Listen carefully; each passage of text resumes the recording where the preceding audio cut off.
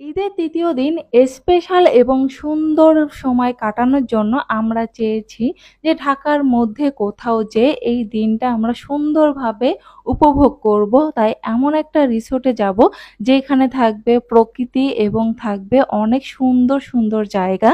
আসসালামু আলাইকুম, আপনারা সবাই কেমন আছেন? ঈদের সময় ঢাকা শহর ঘুরতে ভীষণ মজা, মনে হয় না যে ঢাকার মধ্যে আছি, মনে হচ্ছে যে ঢাকার বাইরে কোথাও চলে এসেছি। দেখেন টোটালি রাস্তাঘাট একদমই ফাঁকা। সকাল 11টার সময় আমরা রওনা দিয়েছি।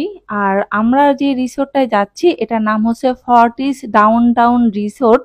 এটার লোকেশন হচ্ছে বেড়াইদ বাড্ডা। এখন আমরা চলে আসছি রিসিপশনে। আগে থেকেই আমাদের ডে লং প্যাকেজের বুকিং দেওয়া ছিল, তাই রিসিপশন থেকে টিকিট নিয়ে তারপরে এখানে দেখানোর পরে আমরা রিসোর্টের মধ্যে ঢুকে পড়েছি। আমরা নিয়েছিলাম ডে লং প্যাকেজ। এই প্যাকেজে প্রতিজন দিতে হবে 2300 টাকা করে। আর এই প্যাকেজের মধ্যে থাকছে বুফে খাওয়া দাওয়া, সুইমিং পুল, আর সকাল 10টা থেকে সন্ধ্যা 6টা পর্যন্ত সুন্দর সময় পার করতে পারবেন এই ফর্টিস রিসোর্টে। আর রিসোর্টটা আমরা একটু ঘুরে দেখছিলাম, রিসোর্টে সুন্দর সুন্দর জায়গা রয়েছে। এই পাশে জায়গাটা আমার কাছে বেশ ভালো লাগছিল, যে কৃত্রিম ঝর্ণা, আর এই ঝর্ণার পানিটা অনেক ঠান্ডা ছিল আর অনেক সুন্দর লাগছিল। আর এই পাশের যে ফাউন্টেন আছে এটা তো খুবই ভালো লাগছিল। অল্প একটু জায়গার মধ্যে বেশ কয়েকটা ফাউন্টেন দিয়ে রেখেছে, যেটা ছবি তুলতে এবং ভিডিও করতে ভীষণ ভালো লাগবে। আর এখানে ইরামণি তো দৌড়ে বেড়াচ্ছিল। আর এই সামনে আছে বিশাল বড় একটা মাঠ। এই মাঠে আবার বাচ্চাদের জন্য আলাদা খেলার ব্যবস্থা করে রেখেছে।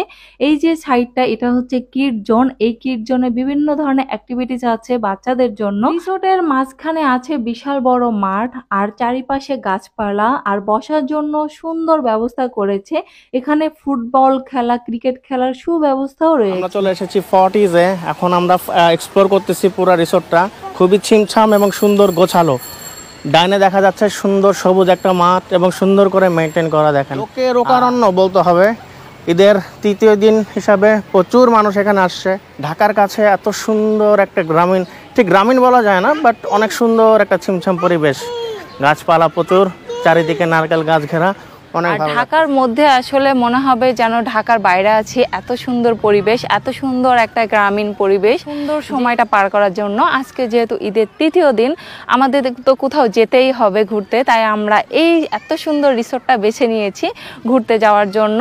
আর এখানে আসলে এসে খুবই ভালো লাগছে, একটা রমরমা, খুবই সুন্দর একটা পরিবেশ। ঈদের তৃতীয় দিন গরমটা একটু বেশি ছিল, কিন্তু যখন আমরা গাছের নিচে হাঁটছিলাম তখন এই গরমের পরিমাণটা একটু কমই লাগছিল। রিসোর্টের মধ্যে আবার একটা শপও রয়েছে।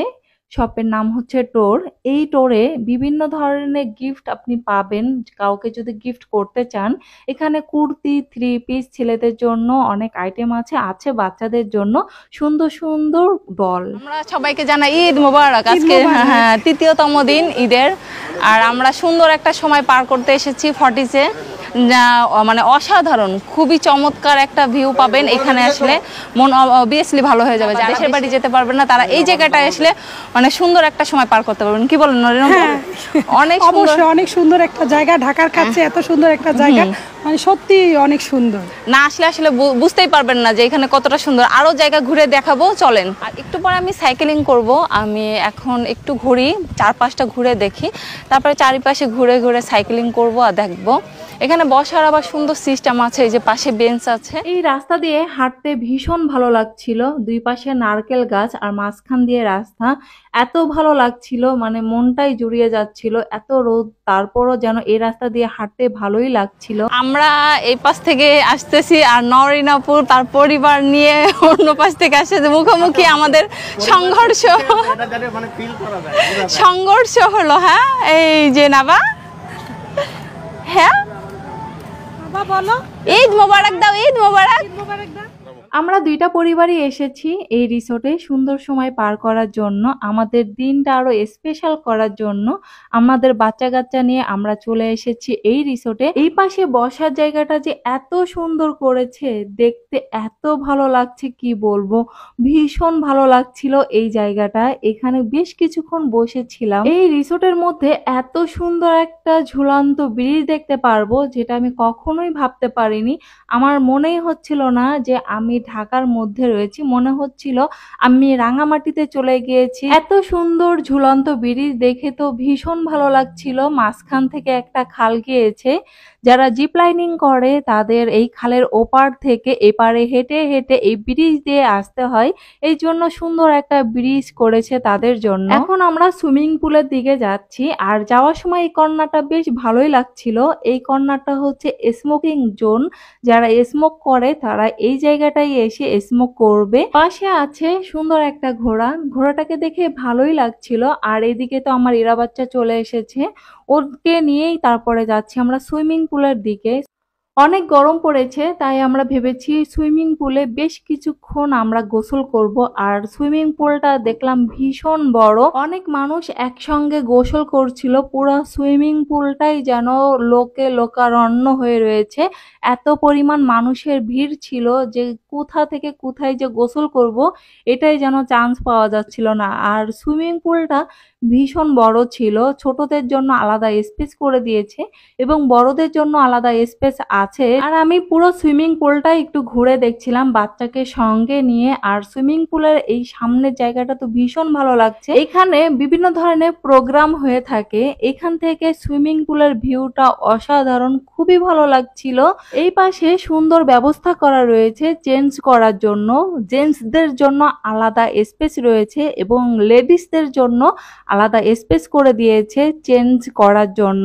আমি চেঞ্জ করে চলে গেলাম সুইমিং পুলে। আর সুইমিং পুলে যেই তো বিপাকে পড়লাম, আমি রেলিং ধরে দাঁড়িয়ে ছিলাম, আমার পাশে দেখছেন যারা তাদেরও একই অবস্থা, তারাও এই সুইমিং পুলে নামতে পারছিল না, অনেক গভীর ছিল, মনে হচ্ছিল নামলে ডুবে যাব। তারপরে এই পাশ দিয়ে হেঁটে হেঁটে যাচ্ছিলাম, কারণ অনেকটাই গভীর ছিল। পানির মধ্যে নেমে দেখছেন অনেকটাই গভীর। আমি পা উঁচু করে হাঁটছিলাম, কারণ একবারে পা সমান করে হাঁটলে আমি একবারে ডুবে যাচ্ছিলাম, প্রচুর পরিমাণে গভীর ছিল। আর কিছুটা জায়গায় এসেছি, এখানটা একটু ঠাঁই পেয়েছি, তাই কোন পর্যন্ত পানি আমি তো দেখিয়ে দিয়েছিলাম। আমরা খুব মজা করছিলাম এখানে এসে। এই পাশটায় একটু গভীরতা কম আছে, এখানে যারা সাঁতার জানে না তারা খুব মজা করছিল। আমার বর অনেকক্ষণ সাঁতার কেটেছিল, তাই আমি ইরামণিকে তার কাছে দিয়ে আমি নিজে একটু সাঁতার কাটার চেষ্টা করছিলাম, কারণ আমি তো একটু সাঁতার জানি না। আর এই হাল হচ্ছিল আমার। এদিকে আমাকে দেখে আমার বর ভেঙাচ্ছিল, সাঁতার না জানলে যা হয় আর কি। তারপরে নেমে পড়লাম আমরা জাকুজিতে। জাকুজিতে নামার সময় অনেক ভয় পাচ্ছিলাম, কারণ পানিটা অনেক গরম ছিল। এই গরমের মধ্যে গরম পানিতে আসলে একটু বিরক্তিকর, কিন্তু কিছুক্ষণ পর ঠিক হয়ে গিয়েছিল। আমরা ভীষণ মজা করছিলাম এই জাকুজিতে বসে। এদিকে সজু ভাইয়াও খুব মজা করছিল বাচ্চাকে নিয়ে।